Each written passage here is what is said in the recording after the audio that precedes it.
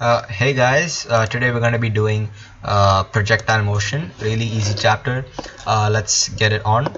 So whenever we're doing projectile motion, we're going to have something modeled as a particle. Okay, now this particle is usually launched at a velocity u at an angle theta to the horizontal. Okay, so that's how it's done. Now you should know, whenever you're launching something regarding the horizontal or something, you're going to have components of velocity. So the horizontal component and the vertical component, which make up your overall component of u. And yeah, using basic trigonometry, you will find out that the horizontal component is u cos theta and the vertical component is u sin theta. Okay, now we portray u sin theta and u cos theta as the vertical velocity and the horizontal velocity respectively. So we call this uy. Uy as in the initial velocity upwards.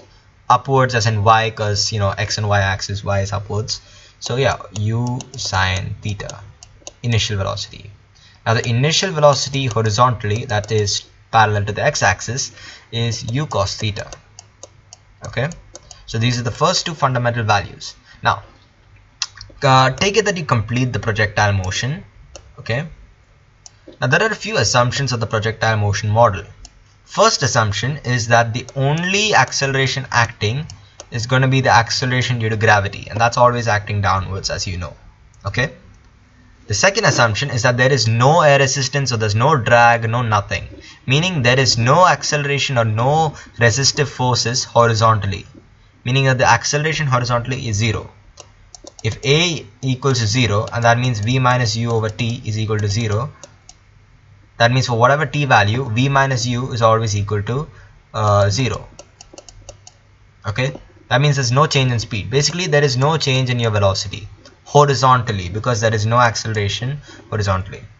Using that method, we can see that the change in velocity of any horizontal, let's say change in any horizontal velocity is 0.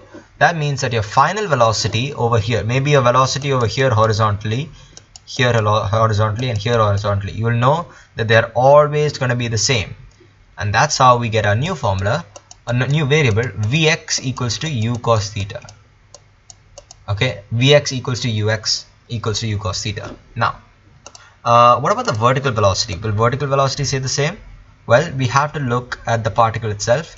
You can see that the particle actually has acceleration downwards. Okay, now it's very important that you know what to use. See, there are two ways you can portray acceleration, plus or minus g, in terms of projectile motion. Now when we're looking at the particle, we have to look at the initial velocity. Okay, initial velocity, and we're going to look at the vertical component. Now you can see that the vertical component is upwards and acceleration due to gravity is always downwards. If the velocity is opposing the acceleration, you're going to have negative g. If velocity is acting in the direction of acceleration, you're going to get positive g. Or like if it's acting downwards and g is also acting downwards, you're going to have positive g. Okay, you can see that the velocity is acting upwards initially, u sin theta, and the acceleration is downwards, so we're going to be using a equals to minus g. Now we know that a equals to v minus u over t, and in doing so you're going to rearrange, you get v equals to u minus gt. So we would be getting this formula, except we have to make a tiny tweak since we are dealing with vertical velocity. Okay, remember, this is to find the vertical velocity. Since we're doing that, we're simply going to change everything to vy equals to uy minus gt. Okay, reason being so is that we are considering the acceleration vertically. Because we're considering the vertical acceleration, we can only consider the vertical velocities. And so since uy equals to u sin theta, we get the final velocity as u sin theta minus gt. Okay, so that's the vertical velocity, and the horizontal velocity is u cos theta. Now assuming that, okay, now you should know that whenever your projectile motion starts off with this, until it reaches the very height, it's going to start decreasing its magnitude. It's going to keep decreasing, and at the height it has a magnitude of 0. Okay, Vy equals to 0 at the height, and then it's going to start decreasing, meaning it's going to start increasing in terms of magnitude, but it's going to fall down. Okay, and it's going to fall down with greater velocity, meaning at first it's going to rise in terms of magnitude. It's going to rise and then it's going to fall. So your magnitude, let's say the magnitude of velocity will first decrease and then the magnitude will increase. Okay, so it's more like this. So as your projectile goes like this, your V actually goes like this, the magnitude of V. Okay, that was the fundamentals, the very fundamentals of this. Now for a few calculations. Okay, so you should know that the horizontal distance, whenever you do a projectile motion, the horizontal distance x equals to u cos theta multiplied by t. That's because if you have a constant velocity, you can multiply by the time to get a distance which is x.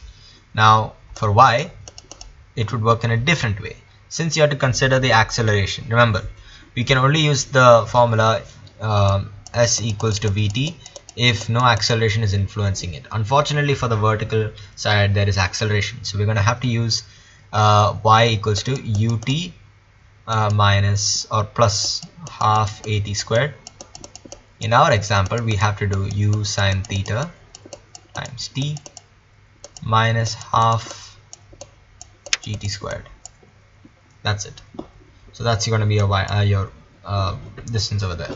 Now if you ever want to find a particular angle, the angle it makes relative to the horizontal at a particular time, here's the way to do it. So let's say that your horizontal velocity stays the same, obviously, and your vertical velocity is now acting u sine theta minus gt. Okay, let's say you wanted to find the angle your projectile makes when t equals to 2. Find alpha when t equals to 2.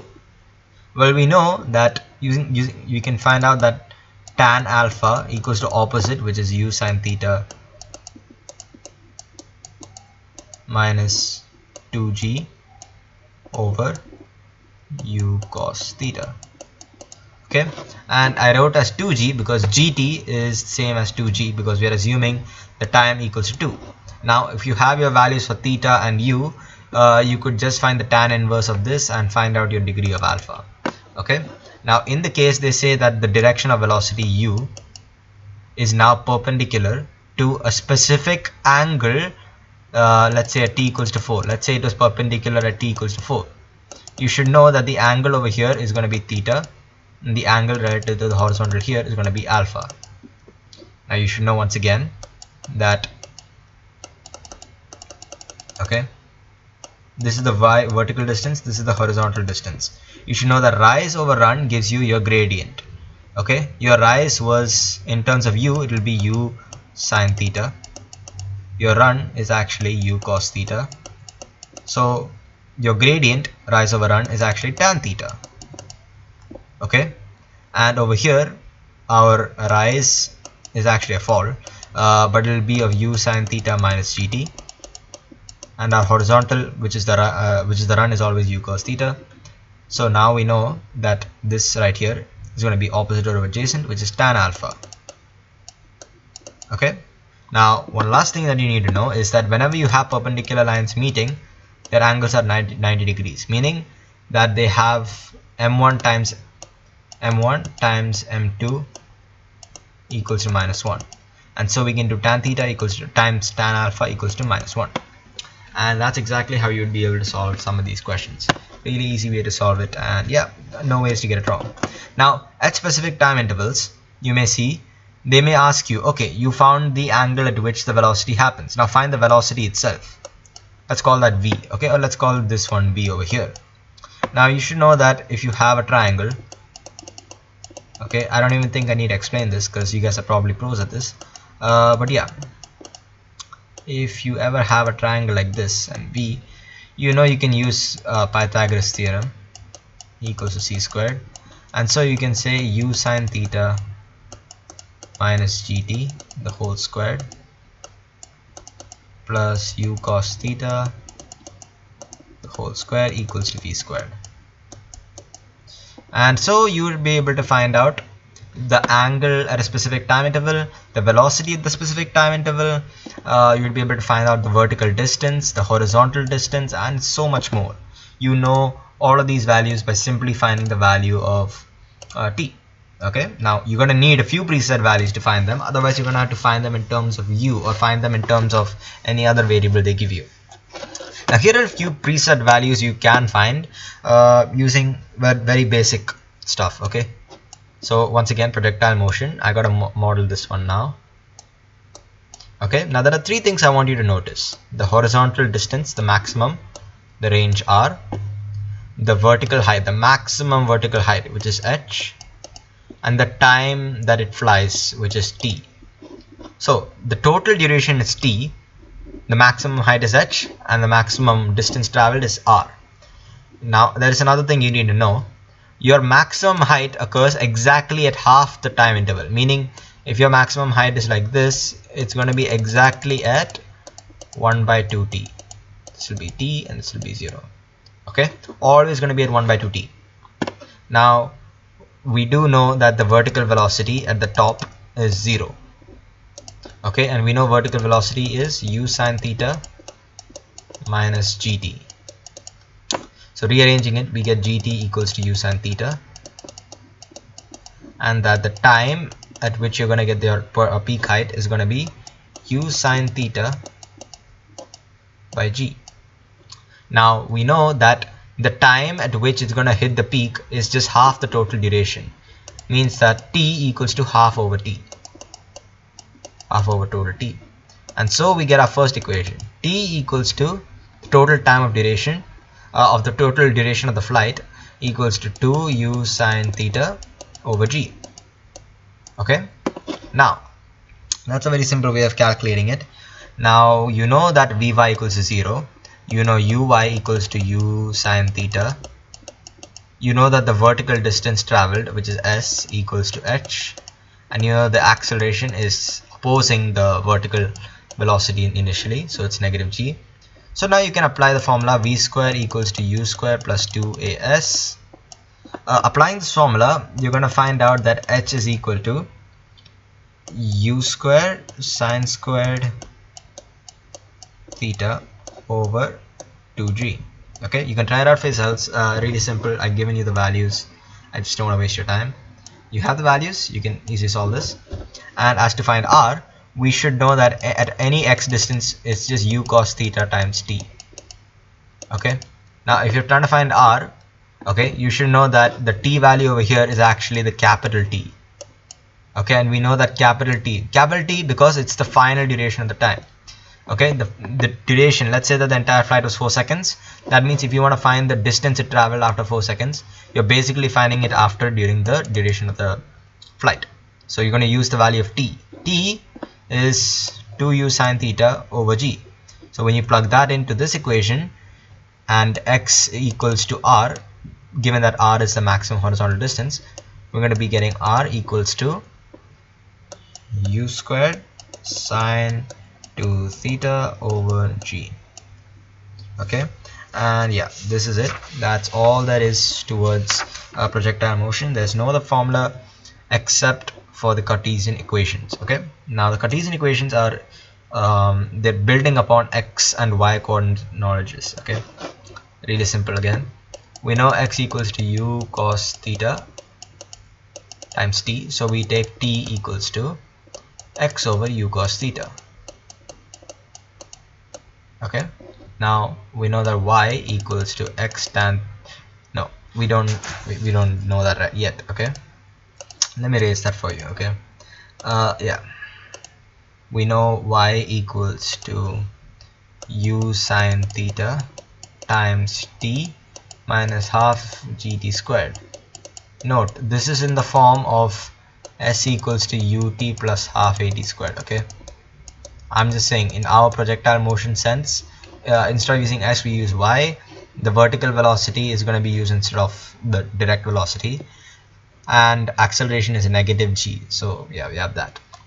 And yeah, just replacing t everywhere will give you a formula: y equals to x tan theta. You can try this out for yourself.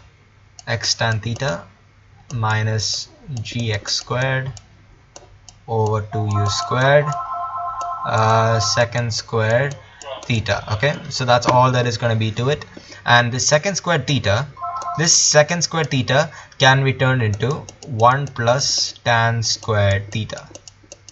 Okay, so that's it. It's a really easy formula over here. And yeah, you're going to need to know how to derive the formula as well. Okay, so be careful. And another thing, I would put plus or minus based on the situation. Sometimes you may be throwing a projectile from like this. In this case, there is no vertical velocity. You're throwing only at a horizontal velocity, and the vertical velocity keeps increasing. In that sense, we consider it acting in the direction of acceleration. So a equals to a positive g. Okay, so you need to be careful about the considerations you use. But other than that, this is all there is for projectile motion. I hope you were able to take away something valuable. If you have any doubts, you can leave them in the comment section. I'll try to answer them. And in the meantime, hope you guys do well and take care. So goodbye and thank you so much for watching.